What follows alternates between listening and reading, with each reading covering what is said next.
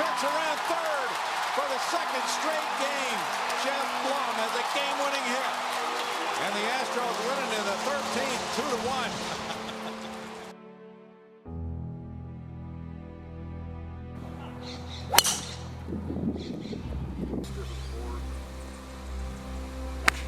Well, never getting to sleep in your own bed is kind of hard too. All your career through high school, through college, you've always been the best player on the team, or one of the best. And then you expect that to continue through the minor leagues, and of course, maybe in A-ball, AA you are, and then you get to AAA and things start to thin out a little bit and everybody starts catching up to you talent-wise. I'm a good dad. I want to be a good dad. It's not that I'm a good dad today, bad day tomorrow, but I mean, every day is a learning experience. And then I think being capable is that part where you're enough. Like my best is enough.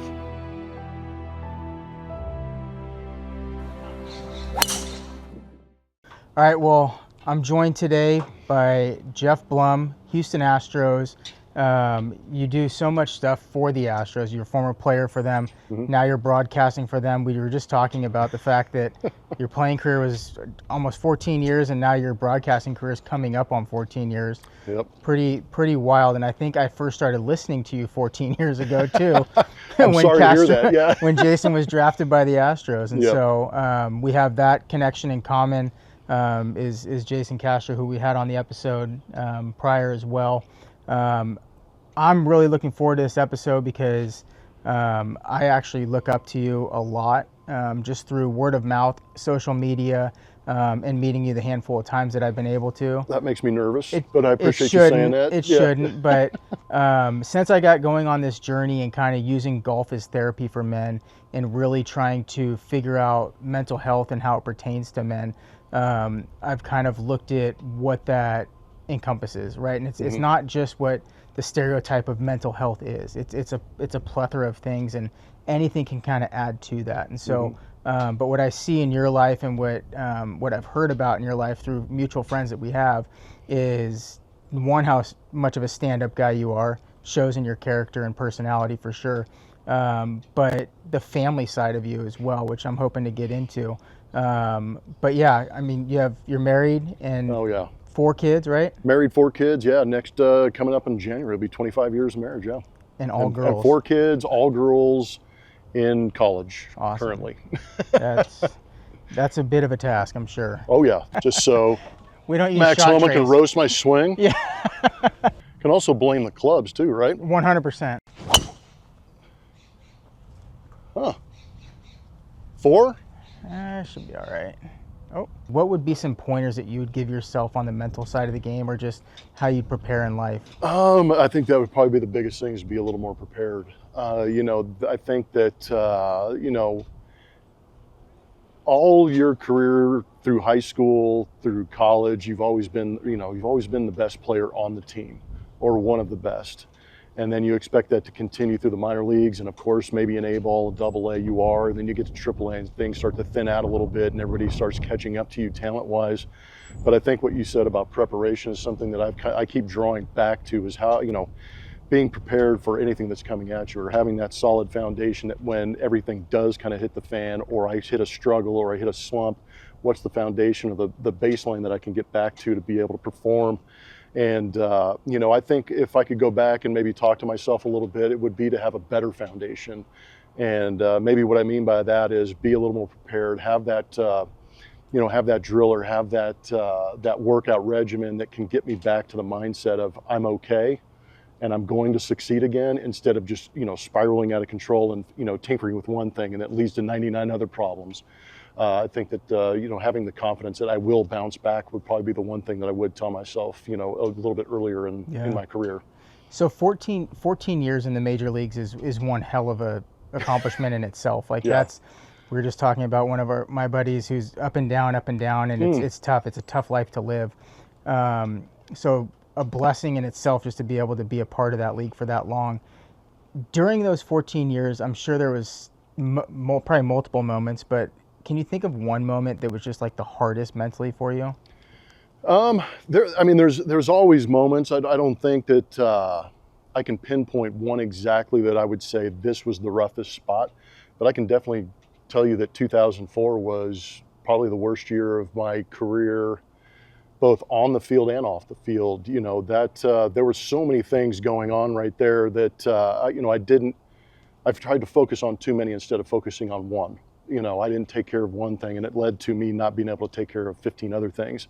And it came out in the way I played. It came out in the way I handled myself in the clubhouse. It came out in the way I handled my relationship with my manager. I couldn't stand the guy. You know, Lou Piniella and I butted heads, and we literally almost fist fought in Boston. And that's not something I'm exactly proud of, but it's almost one of those situations where you kind of had to run into that and deal with it to be able to have the success later on. And I do think that as hard as 2004 was on and off the field, that I benefited greatly on the field and off the field because there was so much going on. But that was the year, and you know, it's kind of interesting talking about mental health. That was the first year that I actually recognized that I needed help. Up until that point, you know, drafted by Montreal, get to the big leagues with Montreal, 3 years with them, and then I get traded to the Astros, and they're competing for the National League Central. So I went from, you know, a development team in the Expos to an expectation team with the Astros, and I was like, you know, career's like on a rocket ship right now. This is great. Get traded to Tampa Bay because of financial reasons with the Astros. They wanted to go with Morgan Ensberg. I was in, I think, my first or second year of arbitration. So I get traded to Tampa Bay, and I scuffle. You know, what they said they were going to have me do, I didn't do. And then I got off to a slow start, and like I said, it spiraled. And I eventually got to the point where I was like, I can't do this on my own. I need somebody that can help me. And I started to do some therapy. And, you know, this is how long ago this was. I actually had a CD made of conversations that we had and some of the motivational things that we were talking about, so I could slide it into the CD player in my truck. And while I was going to the field, it would just be this repetitive positivity to try and get through it.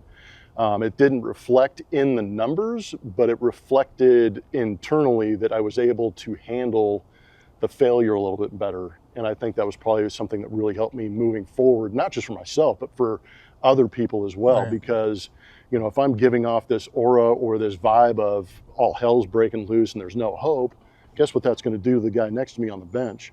You know, he's going to think that there's no hope and the vibes are bad. So I kind of learned that I even though I wasn't playing every day, I still had an impact, and I wanted it to be a more positive impact moving forward.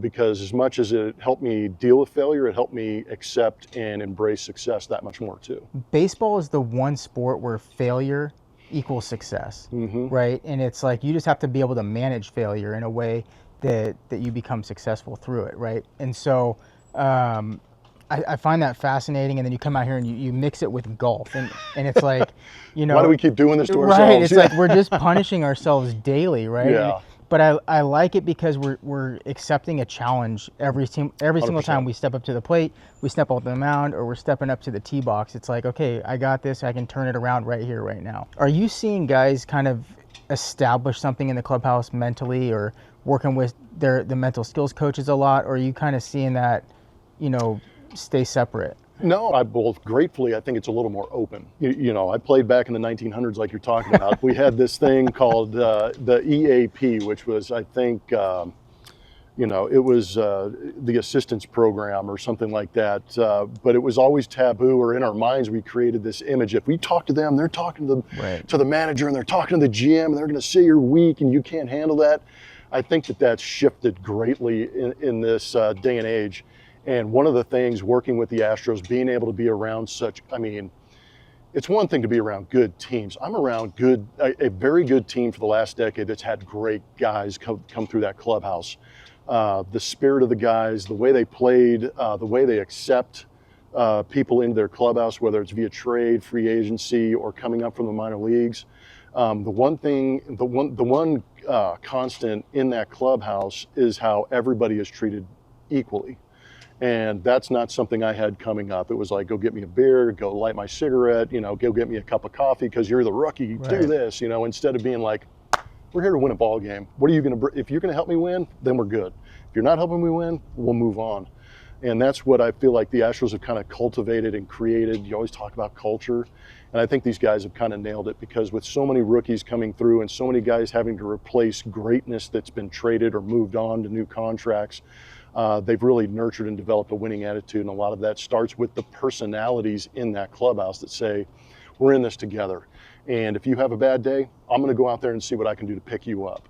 And that's what's made them good. And that's what I appreciate. And I know that a lot of these guys do have, they have the resources to have maybe the mental coaches on the side.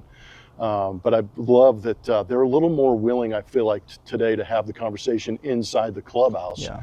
Where I feel like when I was playing, that was a little more taboo. Yeah, and I can see, come from the law enforcement side, we had the same concerns. If we say something to a therapist, then the admin's going to find out, right? And it's no different than a GM finding out. Yeah. And then all hell breaks loose, and it's just kind of, and then you start you're paranoid, and you're not going to be as open. You're not going to take care of the issue that is really keeping you from actually doing your job. Exactly, and that's terrifying in itself.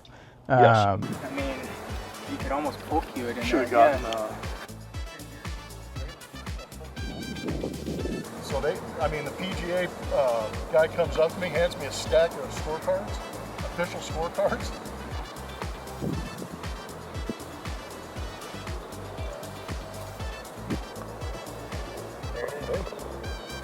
I'm a good listener and very coachable.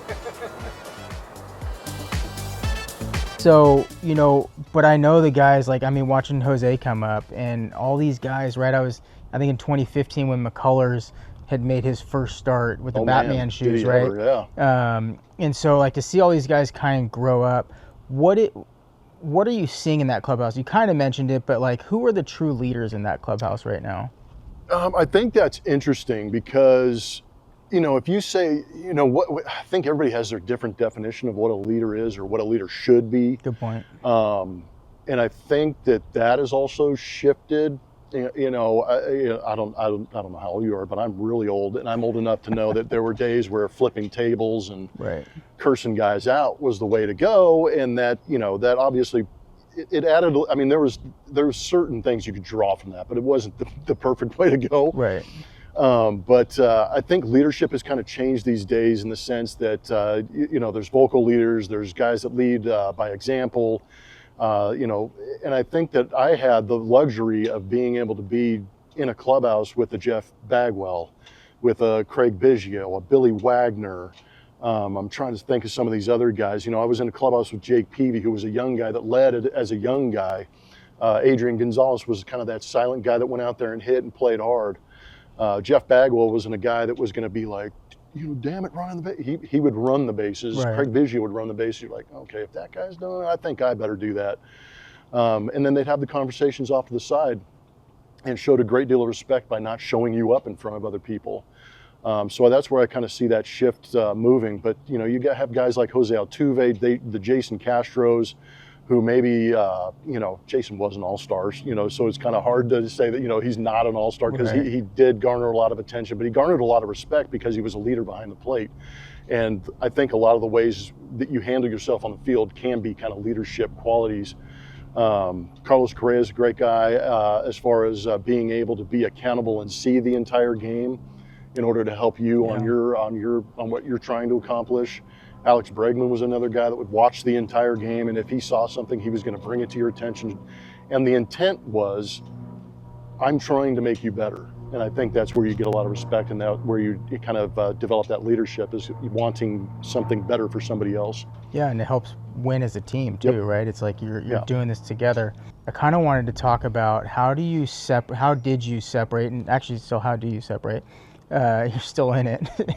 How are you doing that with your marriage, with your being a father, and how do you separate work and family time? It's much easier now that I wear a microphone. Yeah. Because I don't bring home the 0 for 4s. I don't bring home the the shoulder pain, the elbow pain. I don't bring home the dysfunction in a clubhouse. I've got a great support. Todd Callis, Julie Morales are literally my best friends. So. I look forward to going to work on a daily basis, and whether or not the Astros win or lose, I get to go home and I don't have to wear the wins or losses or take that out on my family. Not that I ever did, but in a sense. But there would be moments where the family's got what they're doing, and I bring home this mopey attitude of, man, I just got shoved on by John Smoltz, and had to wear another 0 for 4. And I think what was unique in my situation too is that I played almost 14 years, like you said, but 12 of them on 1-year contracts. So the daily basis struggle was real, but then at the end of the season, it was like, oh man, how am I going to put another paycheck together to be able to support the family? But in 2005 or 6, I remember vividly signing a contract with the San Diego Padres. I turned down considerably more money from Philadelphia and the Yankees to sign with San Diego because my wife was pregnant with triplets. And the basis was, I'm a West Coast guy, just went through the worst year of my life. I go, I've got to do something for the family because I'm going to be better if my family's better. And signed with them. And the first chapel I walked into, 15 guys showed up. And I was like, all right, got it. You sent me to the right place. Yeah. I'm in the right place.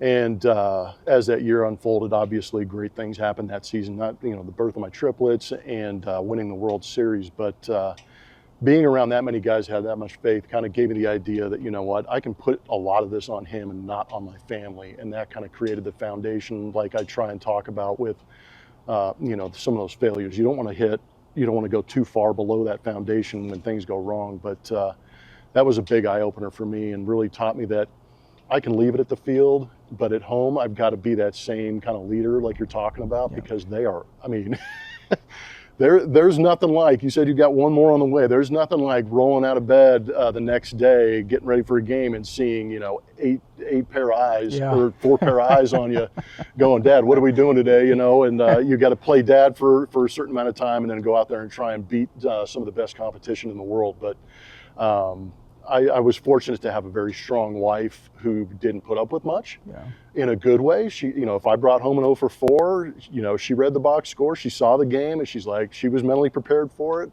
And she would let me vent for an hour or two, but the next day, when the next day rolled in, she's like, all right, new cup of coffee, let's go. It's time to start over new. That's awesome. Yeah.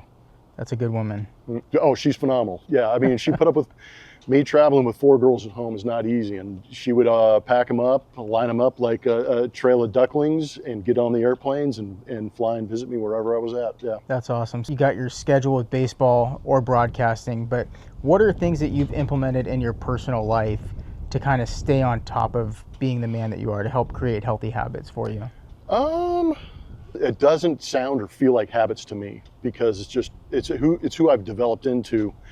And who I enjoy. I've got a great deal of gratitude. Like you said, my wife has been amazing. And to be able to say, hey, stay in the business is another thing. And move them from California to Houston is one thing. But the routine for me is when I'm at home, because obviously it's different when you're traveling, you're isolated when you're on the road. So a lot of my road time is waking up, opening the apps and the emails that say, so-and-so did this, all the numbers for the series that I'm getting ready for, because it'll take me about an hour and a half to get ready for a game and fill out my scorecard. So it's a combination of prep for the game and prep for the day.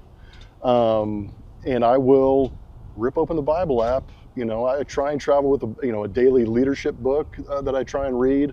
But it's, every day that Bible app will open up. And if it's just one verse for the day, then it's one verse. If it's like something spurs an idea to read more, then I'll read more. But that's how it is. It's even better at home, because now that my kids are in college, it's just me and Mama. And we wake up, we invested in a great coffee machine because we love coffee, and we make each other a coffee, and we sit down and do a daily reading, Jesus calling, whatever it is, and then we'll just talk about the day. Or, hey, did you see this on Instagram? Did you see this? Did you see that? And just kind of create that bond of that communication. It's not so much getting in and doom scrolling through everything, right. And because I've found I've done that before, but I found that just kind of wears me down too early. Yeah. And I just don't need that kind of nonsense. But being with her in the morning and the dogs and having that routine kind of really sets a good foundation for the day. I love that. We just started doing that. What are some things that you would say to that group of people, or just men in general, who are struggling or going through something right now, just to kind of encourage them or lead them in that sense? I mean, I try not to get cliche and steal other people's thoughts, but the one thing that I constantly, it pops up as a screensaver on my phone. I kind of have this rotation of pictures of the family, but every once in a while, there's this one that pops up, and it says, and for me, and this stemmed a little bit from broadcasting, because we're still under a lot of scrutiny in the booth from fans and then ex-players. Oh, yeah. And I got to hang around the guys that I'm talking about, on a daily basis. So, but it is, you are credible and you are capable.